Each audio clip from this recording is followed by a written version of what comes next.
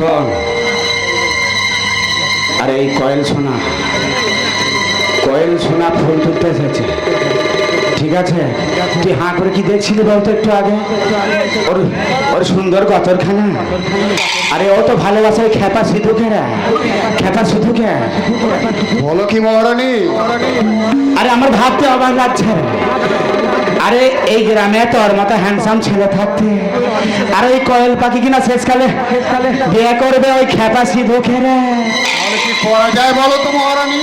শোন, তোকে একটা কথা বলছি, শোন, তুই নষ্ট করে দে সিধু আর কয়েলের ভালোবাসা রে।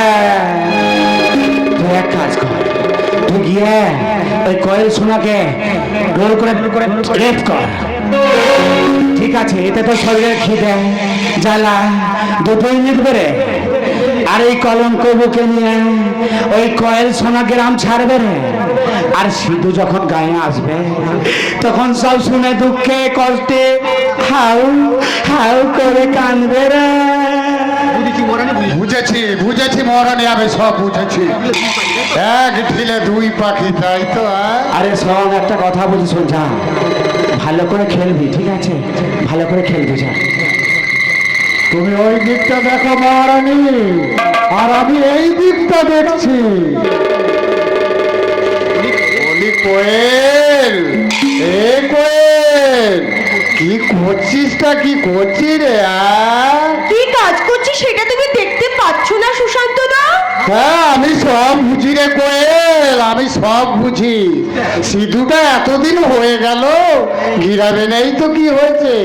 তোর মনটা যে সিধুকে ভুলে গেছে তা আমি বুঝি না বলছি।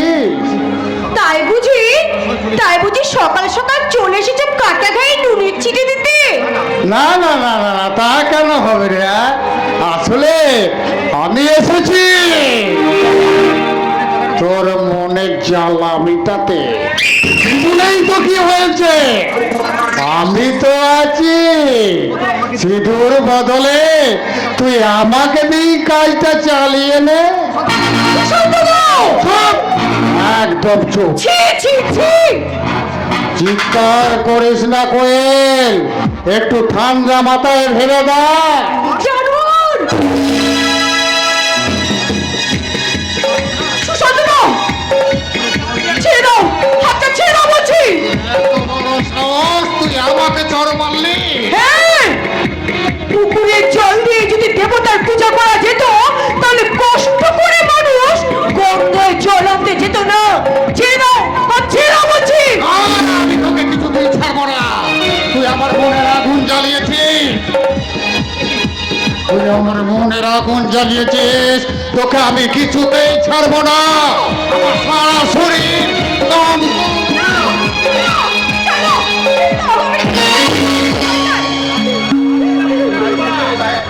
এত বড় সাহস তোমার! তোমার কোনো ভয় নেই, কোনো ভয় নেই। আমি এসেছি। হ্যাঁ, আমি গ্রাম ঘুরতে বেরিয়েছিলাম, হঠাৎ তোমার চিৎকার শুনে আমি এখানে এই কাজটা করতে তোমার লজ্জা করলো না? লজ্জা একবারও তুমি ভেবে পারলে না যে এরপর এই মেয়েটা এই সমাজে কেমন করে বেরাবে? একবারও সেই কথাটা তুমি চিন্তা করেছো?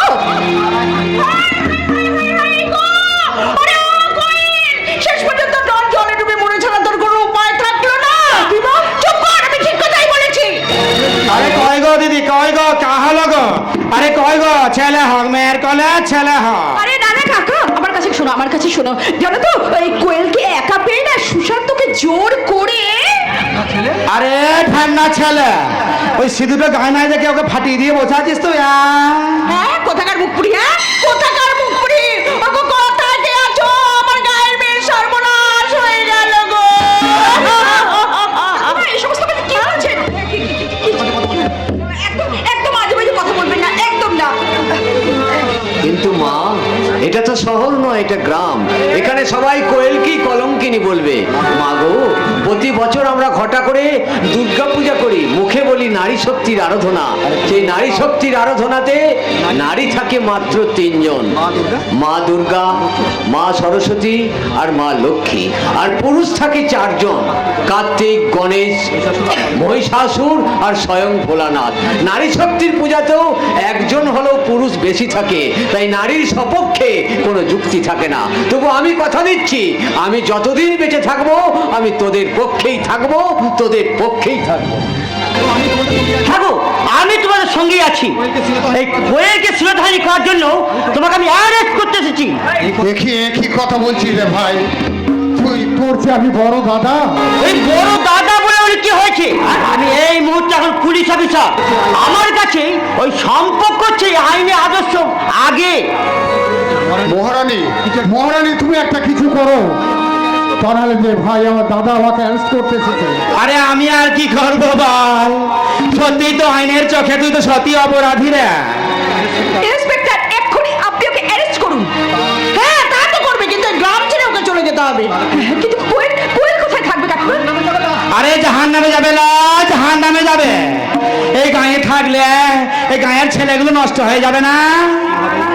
আচ্ছা, কিন্তু এইভাবে আপনারা একটা নিরীহ মেয়েকে কখনো অসম্মান করতে পারেন না। আরে গ্রামে থেকে কি করবে না? এই গ্রামে থাকলে ওর মুখে সবাই থুতু দেবে না, থুতু দেবে। কাকু, কাকু, হ্যাঁ, এই গায়ে ওর মাথা উঁচু করে বেড়াতে পারবে না, কারণ ছায়া মারতে পারবে না। সব ছায়া মারা দোষ হবে। ওকে কেউ বিয়ে করবে না, কারণ গঙ্গা ময়লা হয়ে গেছে। না গো কাকিমা, না, ভুল বললে কাকিমা, তুমি ভুল বললে। একটা শুকনো সুখের মালা কখনো গঙ্গার বুক থেকে ভেসে গেলে গঙ্গা কখনো অপবিত্র হয়ে যেতে পারে না, কারণ ওই শুকনো মালাটা কেউ কখনো বলতে পারবে না যে ওটা কোনো মৃতদেহের মালা কিংবা কোনো বিসর্জনের মালা। তাই তো গঙ্গা কখনো অপবিত্র হয়ে যেতে পারে না গো কাকিমা, পারে না। পাবেলা, পাবেলা, ওদেরকে তুমি কিছুতে বোঝাতে পারবে না পাবেলা, কারণ অপরাধের সাজা হওয়ার আগে যদি বিচার হয়ে যায়, এখন এখন যে আমার মৃত্যু ছাড়া আর কোনো পথ নেই পাবেলা, মৃত্যু ছাড়া। আছে, পথ আছে, হ্যাঁ আছে। যে এই মেয়েটির কপালকে যে কলঙ্কিত করেছে তার স্মৃতিতে সিঁদুর দিয়ে ও তাকে স্ত্রীর মর্যাদা দেবে। তুমি কি বলছো বাবা? হ্যাঁ, ঠিকই বলছি আমি। কোয়েল কি তোকে বিয়ে করতে হবে লম্পট? না বাবা, না, তুমি আমাকে এত বড় শাস্তি দিতে পারো না বাবা, তোমার শাস্তি আমি সহ্য করতে পারবো না,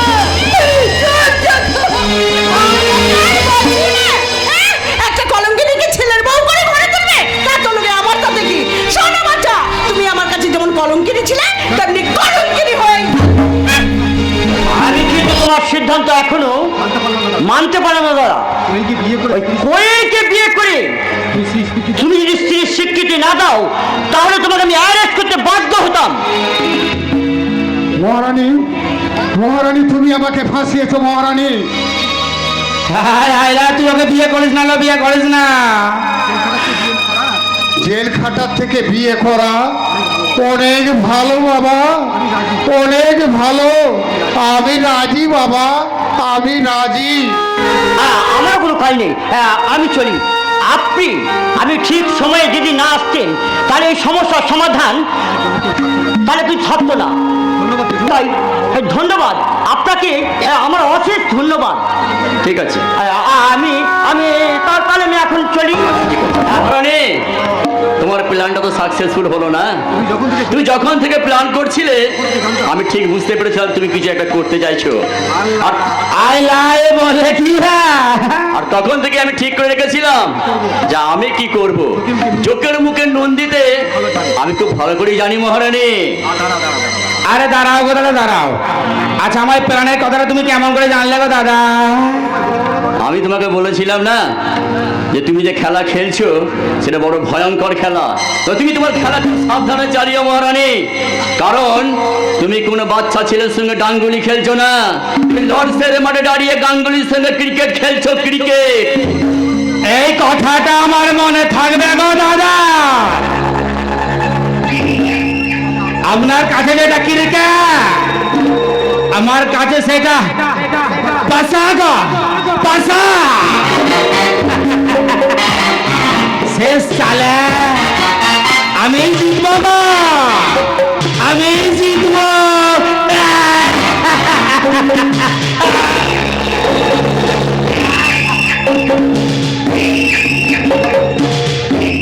কোয়েল, আর তোমার কোনো চিন্তা নেই কোয়েল, তোমার আর কোনো ভয় নেই কোয়েল।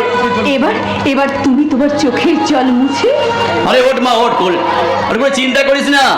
আমি যতদিন আছি তোকে কোনো কষ্ট হবে না রে মা। আমি তোকে সারাটা জীবন আমি আমার বুকে আগলে রাখবো। তুই তুই চুপ করে থাকিস না রে মা, তুই কথা বল, তুই কথা বল। তুমি কথা বলো, মন খুলে তুমি সবার সাথে কথা বলো কোয়েল। ঝড়ের হাওয়ায় ছিন্ন পাতা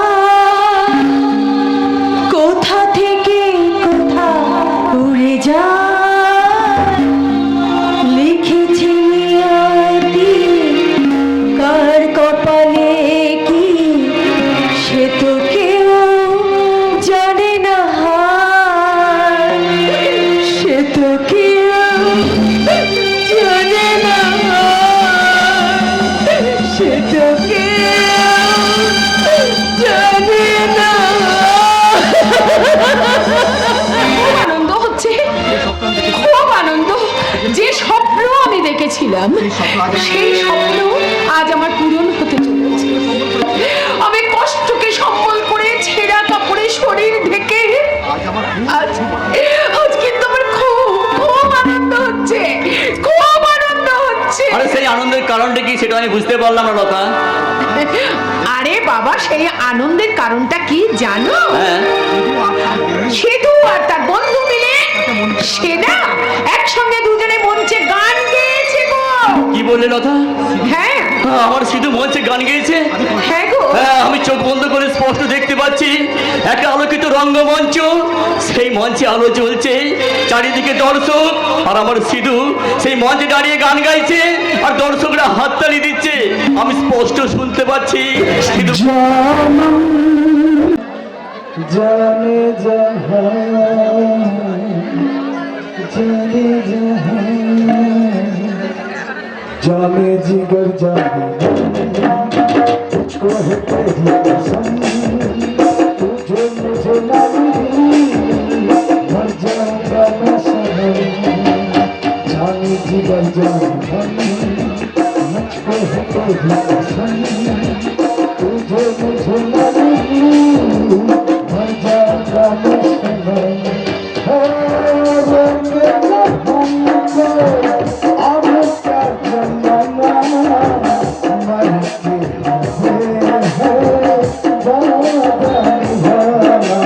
जाने जिगर जाने मुझको है तेरी कसम, तुझे मुझे न मिली मर जाऊंगा मैं सनम।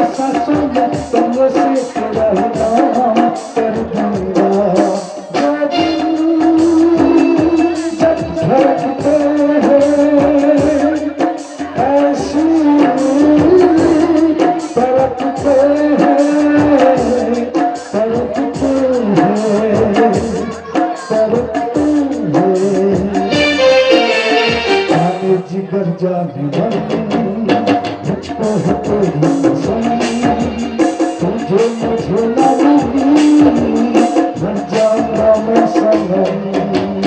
जानम जान जा जानम जान जा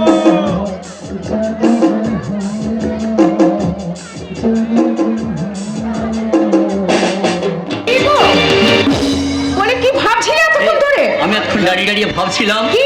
আমি স্বপ্ন দেখছিলাম, আর স্বপ্ন দেখতে দেখতে আমি করে বিভোর হয়ে পড়েছিলাম।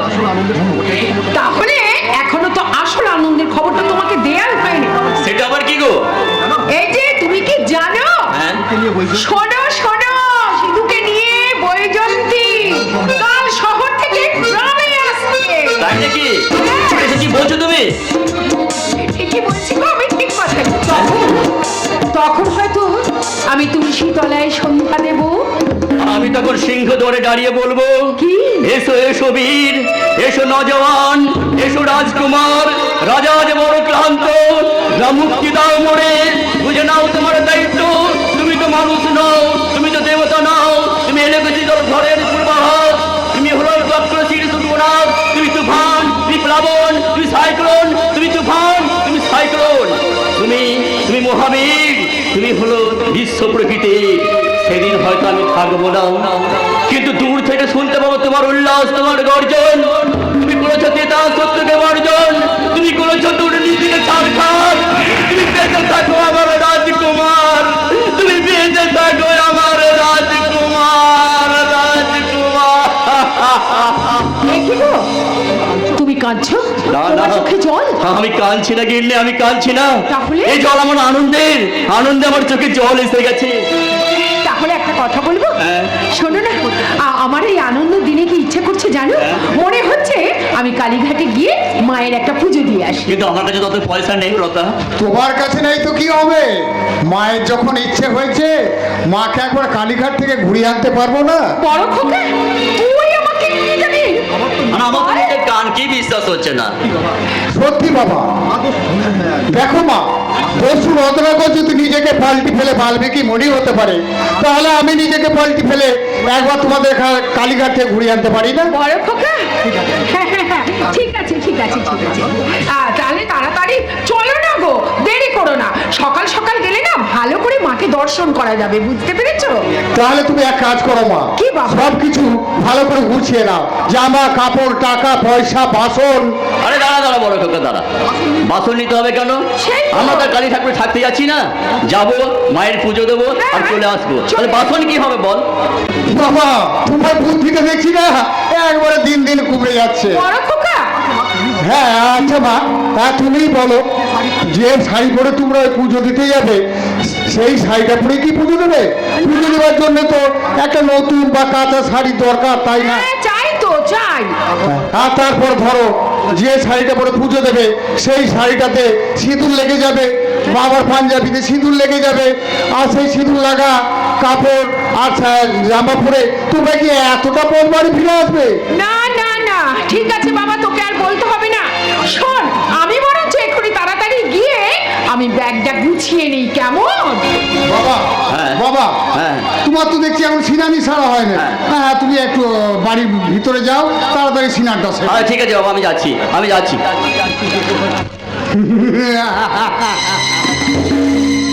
সারা জীবনে আমি একটা সুযোগ পেয়েছি, আর সেটা কি আমি কাজে লাগিয়ে দিয়েছি। আরে শুনলাম সিধুটা নাকি সুস্থ হয়ে গায়ে ফিরে আসছে রে। হ্যাঁ, ঠিক শুনেছো মহারানী, তুমি একবার ঠিক শুনেছো। তাহলে সব যা করার আমাদেরকে আজকেই করে ফেলতে হবে রে। আরে দূর, আমি কখনো আগে ওসব কাজ করেছি নাকি? তুমি তুমি একবার না আমাকে বেশ ভালো করে বুঝিয়ে বলে দাও তো মহারানী, আমাকে কি করতে হবে? আরে কিচ্ছু না, আরে কিচ্ছু না, সব প্রথমে মনটাকে একটু শক্ত কর, ঠিক আছে? শোন, তারপর তুই যখন তোর বাবা মাকে নিয়ে যাবি ট্রেনে করে, যখনই শ্রীরামপুর স্টেশনে চলে আসবে, তোর বাবা মাকে বলবি কালীঘাটে চলে এসেছে। তখন তোর বাবা মাকে নিয়ে তুই নেমে পড়বি। তারপরে স্টেশনের বাইরে একটা চায়ের দোকানে বসে রেখে বলবি, আমি তোমাদের জন্য ফুলের মালা মিষ্টি কিনতে যাচ্ছি। হ্যাঁ, আর তোর বাবা তোকে বিশ্বাস করে ওখানে বসে থাকবে। আর তুই করবি কি, ডাউন পেনটা ধরে সোজা বাড়ি চলে আসবি। তোর বাম্মার কাছে টাকা পয়সা নেই, বাড়ি ফিরতেও পারবে না। আরে ও চম্পা চমলি ঢ্যামনা রঘু, আরে ঢোল বাজা রে, ঢোল বাজা। গুড আইডিয়া মহারানী, গুড আইডিয়া। বাড়ি ফিরে জানতে চায় তাহলে আমি বাবা মার কথা কি বলবো সিধুকে? আরে অনেক তুই কিছু চিন্তা করিস না রে, আমি সব গুছিয়ে বলে দেবো রে। তুই এক কাজ কর, তুই দেখ তোর বাপ মায়ের হলো কিনা। ঠিক আছে, আমি ওই দিকটা দেখছি। ঠিক আছে? বাবা, মা, আরে তোমরা তাড়াতাড়ি করো।